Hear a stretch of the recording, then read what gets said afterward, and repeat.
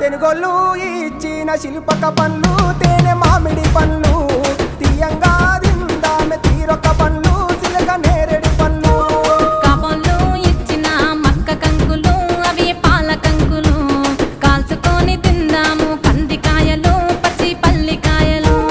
గుజారి గుజారి మామిళ్ళ కిందో నల్ల మామిళ్ళ కింద కుసుమరోళ్ళేసిన కుందన బొమ్మ అది కుందన బొమ్మ